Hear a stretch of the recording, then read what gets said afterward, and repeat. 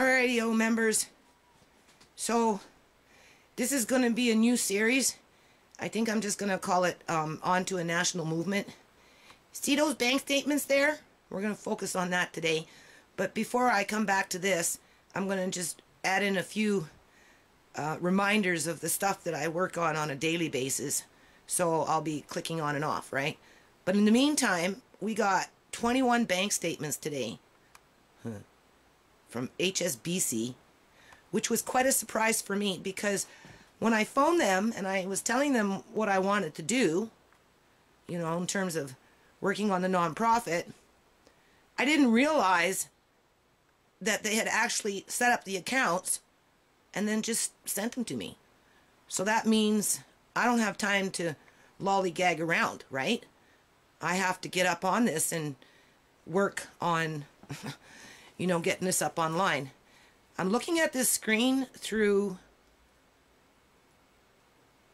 the video, and if you can see it flashing, I was having a problem with the lines going through this screen, so I switched them around yesterday, the screens, to different computers, because I have two in here. And the lines aren't flashing on this one, but with using the camera, I can actually see it flashing here, even though when I'm sitting in front of the screen, I can't see it. But if I put that screen onto this computer, I get lines going up like this to the point where it's just really irritating on my eyes, right? So I switched them around because somebody said it was the screen. But now I'm wondering, I think it's the computer. I really do, because but of course, if I take it back to the company and say there's something wrong with the computer, they'll probably tell me there isn't because, you know, they're not picking up on what I'm picking up on here, right? Anyway, we're going to come back. I just want to point out, you know, the mayhem in my teeny weeny little world here, right? Because I actually don't have a very large living space and I do a lot of different things. And we're going to come back. So I'm going to go outside though. I just want to, like I said, point on a few things that, you know, take up a lot of hours, right? So I'll be back. As you can see, my yard is getting somewhat better. You know, been working really hard on it. Gonna have a mud pit this winter though. Hold on. So I finished this part. I did this like 2-3 days ago. And my son finished digging for me down there. You know, this is obviously under the tarp. That tarp over there is just getting bigger and bigger. I stand on it and, you know, put my arms up. It's actually quite funny. So that part's getting done. Hold on. Dead dirt though. Doesn't grow grass. So I don't know what I'm going to do about this. I try and pick out the, you know, those buttercups and clover. But it just makes more dirt. That's all it does. So I finished off my little gazebo. Right? Covered up more sand. Hold on. This is the stuff I do all day long sometimes, all day. You know, I try and go back to back, burn myself out, pass out on the couch, don't move. Kids gave me dinner the other night. Said, wake up, Mom, don't forget you have food there. I fell asleep, slept like that for 6 hours with that plate sitting beside me. Woke up at 5:30 in the morning, picked at it, but couldn't eat it, right? And it didn't move. I slept for 6 hours straight, didn't move. Anyway, there's the gazebo.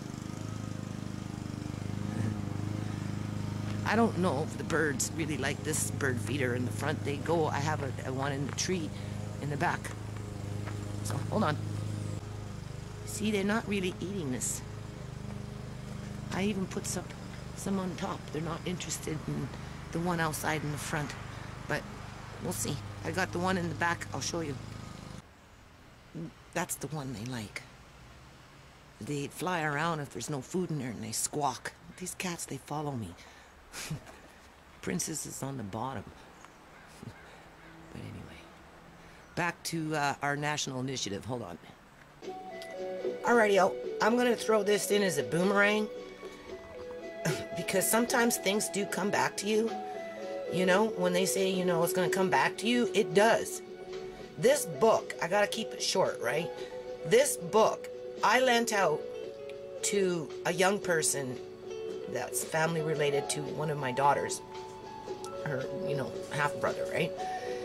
When in 2003, because he was going vegetarian, right? And I didn't want him to become anemic. And so I said, you know, it's very important that you get the right nutrients. And here's a book that will help you. But, you know, I had this book for years and years and years, and I love this book, right? And I took a risk by lending it to him, and I told him, I said, please, whatever you do, don't lose it, right? You know, make sure I get it back, because this is a very important book for me. Well, long story short, in the course of 10 years, are you listening? 10 years. I'd asked him, you know, well, can I have my book back? You know, 3-4 years ago or whatever it was. Well, you know. And then I ran into him again, and I said, look, you know, I really want my book back. And he said, no, I don't have it. It got thrown out, you know, given away or whatever. He just didn't have it anymore. And so I mourned the loss of my book. You know, try not to regret lending it out, because they know how they say about money, don't give out what you can't afford to get back, right? Because if you lend it, chances are it's going to take a while for you to get it back, right? So be prepared just to kind of let it go, right? Not in all cases, but for the most part, that's kind of what you base that stuff on. Well, the book was the same way, right? Only I was more concerned about his health than I was about losing the book. And of course, I trusted him though, right? But, you know, young people, they don't necessarily always appreciate what's given to them. So anyway, long story short, I like to shop in thrift stores. And, you know, just about a week ago, actually, and, you know, my grandson, like, he can get pretty raunchy in a thrift store. He'll holler and scream if he can't have his own way and stuff. But this day, he was being really good. And it's not like I needed any more books, because I got, like, books all over the place. I'm like a bookworm or something, right? I got them all over. Like, they're just everywhere, like records and shit, right? But anyway, you know, you get 7 books for the price of 1, so...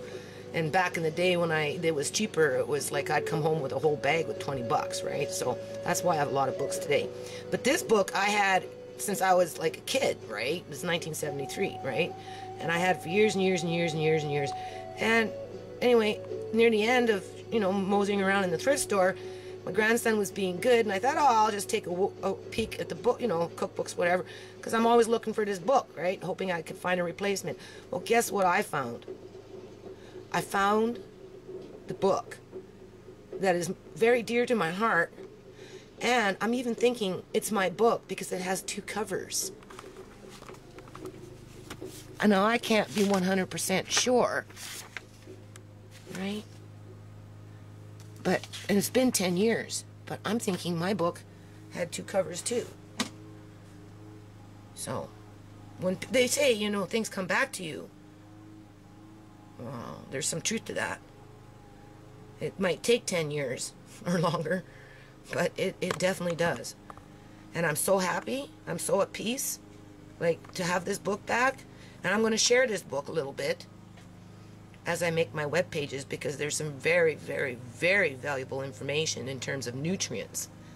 So, do a little research on the guy, see if he's still alive. Maybe he'll want to jump onto the bandwagon with the nonprofit. That'd be great. Anyway, we'll be back in regards to, oops, where are they? There they are. Where am I going to store those every month? Can you tell me that? That's a question of the day. I get that every month from this point forward, on top of my own personal mail. Anyway, we'll be back.